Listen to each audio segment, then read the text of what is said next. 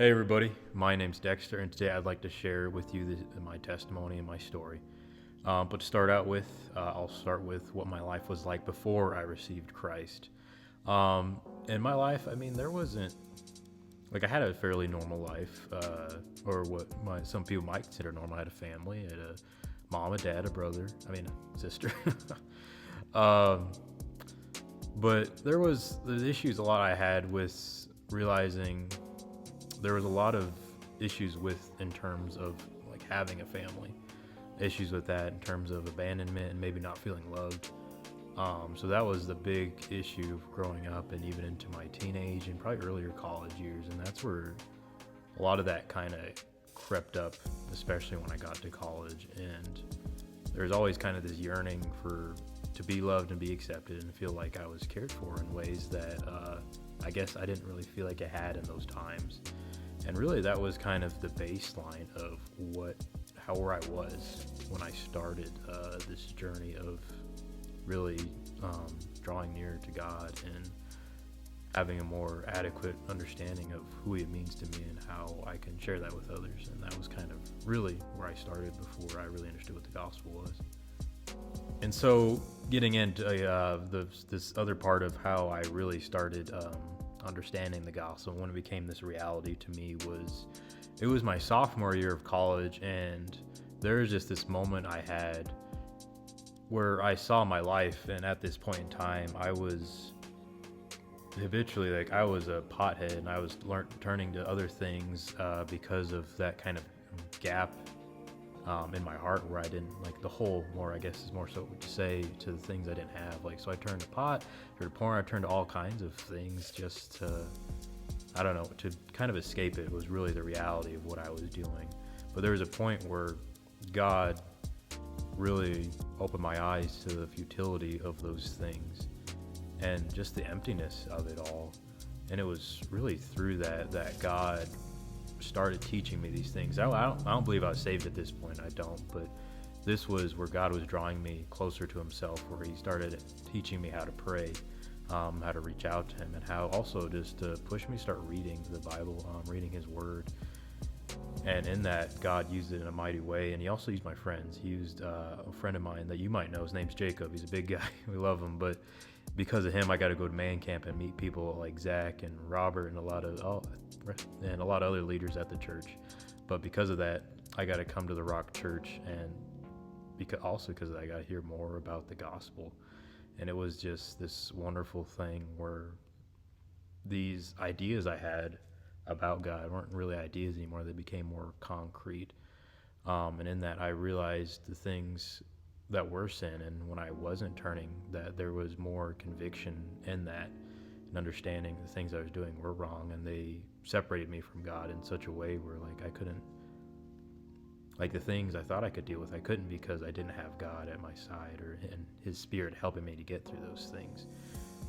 And then it was as I was in a huddle group with Robert, Jacob, and Rusty was really when this gospel, conviction, repentance, and all these things really started to becoming more real. And so after that point, I started going to huddle group with a couple guys from our church, and this was when these notions about the gospel that are so concrete in the Christian life and leading to salvation, where we started looking at things were about conviction, about repentance, and about how this sin, these things we do that are against God, how they separate us from Him. And these became more concrete in my mind, became real. And I was like, man, well, it was things like this that started making me wonder what it was like to be a Christian. And even after being baptized and pursuing Christ, there was still that, what does it mean to be a Christian? What does it mean to know God, to follow God, and to love God? And so that was really where the difficulties came.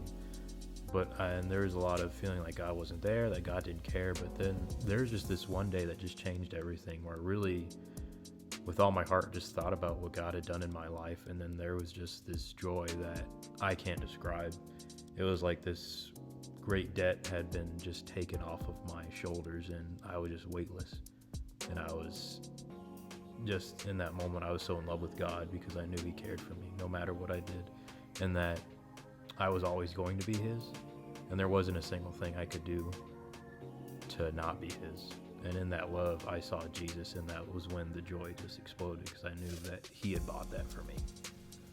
And that was really such a defining moment in my life, and what I look back on with such joy, and to remember the things God has done for me. And so after that moment, there was just so much God had taught me.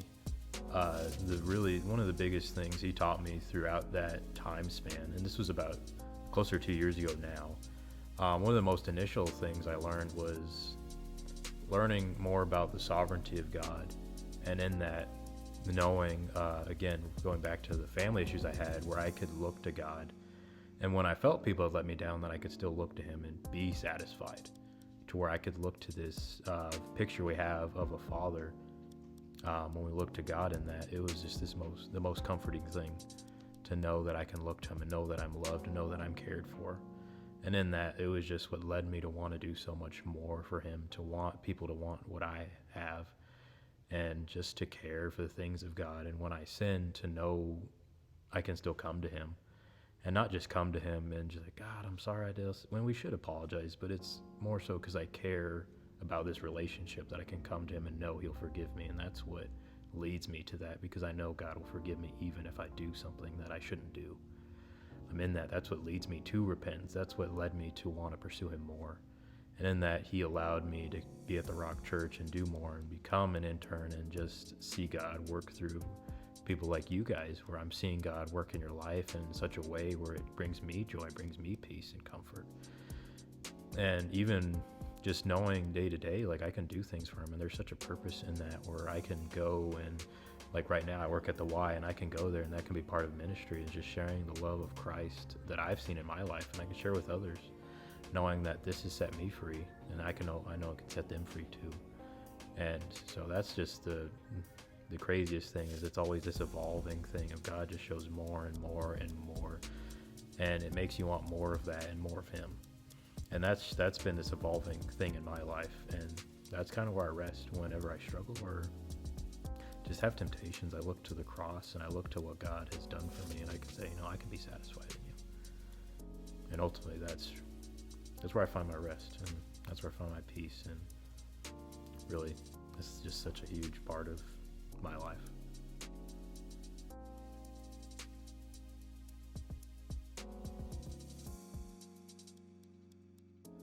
Oh, guys, that's my story. And I implore you guys, if you have not experienced what I've experienced, if you haven't turned to Christ, if you haven't accepted him and faith, I implore you guys just to really seek him out. Seek him out with all your heart, because I promise you, you will not regret it. You will find such freedom, such peace, such hope. And in struggles you have, you can have a solid rock in those times, and know that no matter what happens, God cares for you in such a way that he will make sure it is always for your betterment